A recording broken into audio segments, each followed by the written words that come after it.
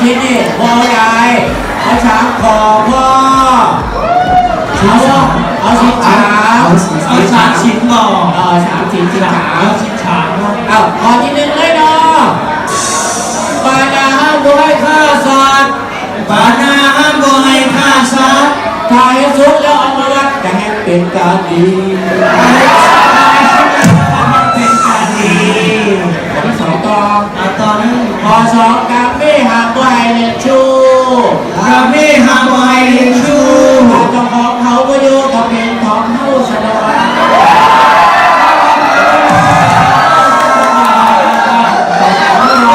งชิ้นชองนี้ขน่อยมักไลฟ์แล้วก็เมื่อนี้เราไปไลฟ์เนี่ยเชียวโอ้ฤาษีก็รับด้วยนะ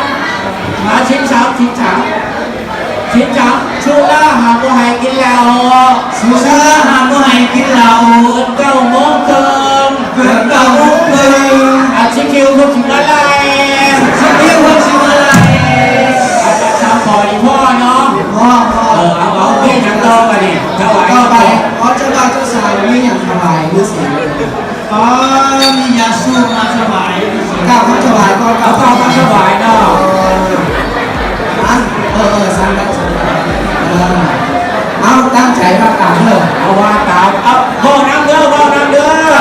ประกาศด้วยขอบคุณที่กันนี่นะเจ้าการพี่น้องอีกมันคนท่วมปากท่วมดำจักสิตายสิยังอธิษฐานกูกับสิรอดอยู่บ่การแต่พอรอรอดเอามั้งถวายอันนี้เป็นยาสูบไวอาก้ามาจากเวียดนามไวอาก้าผมไม่ไวอาก้าจ้ะโอ้ผมเป็นไวอาก้าซิก้าอันกูก็ตายเมื่อไรตายนี่แหละยาสูบหลายหน่อยยาฟอตายมากเลยกูที่ว่าลูกที่โบราณเอาไม่อยากต่อว่ะนี่เอาต่อไปกันใช้ธนาคารบ่เอามาสินาครได้ป่ะนี่เอาหนีพอดเอาอันนี้กับพอดหลวง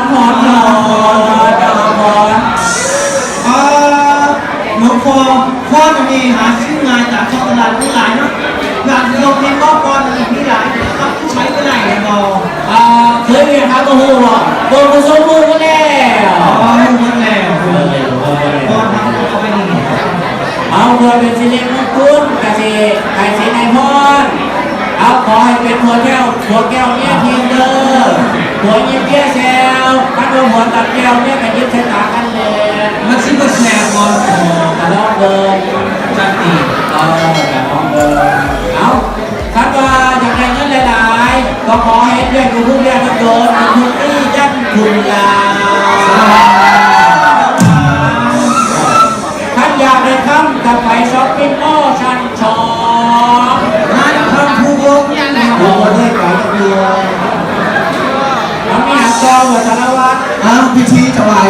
ยาสูบในฤาษีกับสำเร็จแล้วก็ไปเข้าสู่พิธีบาสีสูบกันทั้งหลายเพื่อเป็นสิริมงคลในงานแต่งของเจ้าบ่าวเจ้าสาวนี้นะ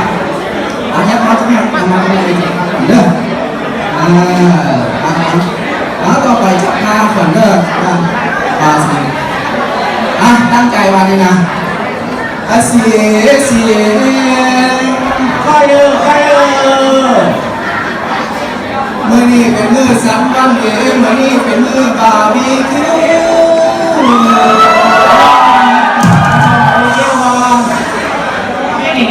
แม่เอาวันต่อไปได้วันที่เอากระโชกอันนี้กระโชกไม่จำขันอันนี้นะขันเป็นลักษณะมื่อนี้เป็นวันสามกอมือตาคอสิกอหูมือหรือสิเขาทำเขาน้ำหัวเขาเองมื่อนี้เป็นเรื่องอย่างพักซี่เจ้าสิมือม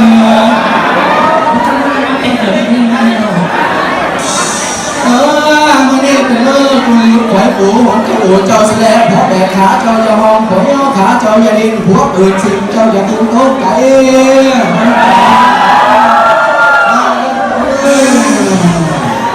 วันนี้เจ้าบ่าวนี่ แขนมาสิได้ผูกแขนเป็นเจ้าบ่าว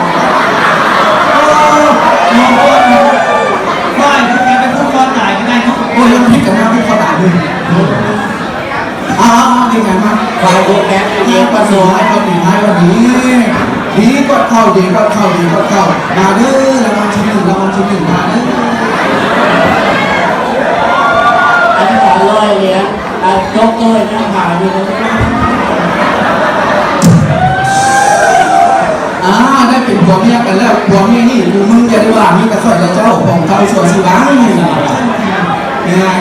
เนี่ยมาหาเงินมาได้ก็จะเที่ยวพักเที่ยวบาร์ให้คิดถึงภรรยาตัวเองจำชื่อไว้ขับรถมาได้อะไรกันไปน้ำโม่ไปหาบอลมีใส่อย่าลืมใส่ถุงยางอนามัยยัดถึงโรงเรียน ใส่ทำงานพ่อแค่ในบ่อ แนวแต่วุ้น ช่างจริง เอาคำพูดต่อไปผู้แก่เจ้าสาว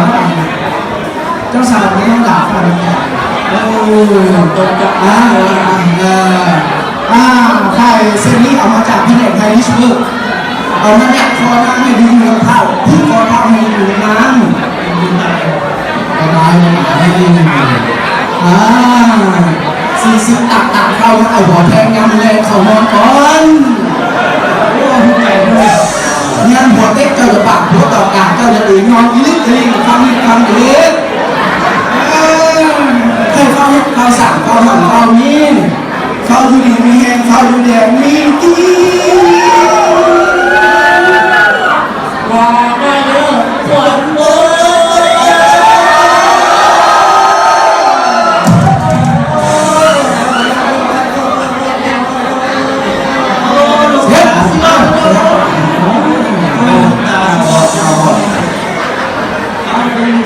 อันแล้ววะเอาแล้วเลยอันต่อไปดวงสาวของอัธยาเด้ออันต่อไปนั่นเพราะว่าภาษีกันแล้วก็อยากทายโหดทายห้อยไว้เป็นทีละเลือก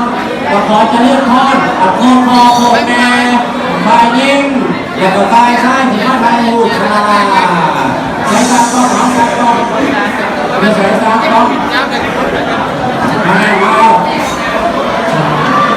อันหลวงตาได้แล้วบอกได้ครับแคปเชือใช่ทำไมแคปเชือพอแล้วหลายเมยอันเท้ามาเสียกันแล้วทางยกกันแล้วก็ไปมวนชื่นเนาะมวนชื่นว่าเขามีลำวงผมบอกว่าเขาเชิญนักมองมาแกงเยี่ยมกันซื้อมันซื้อว่าหยองมักยองหน้ายองข้ามไปเลยแล้วอัดเสียงมาแล้วหลายเทื่อ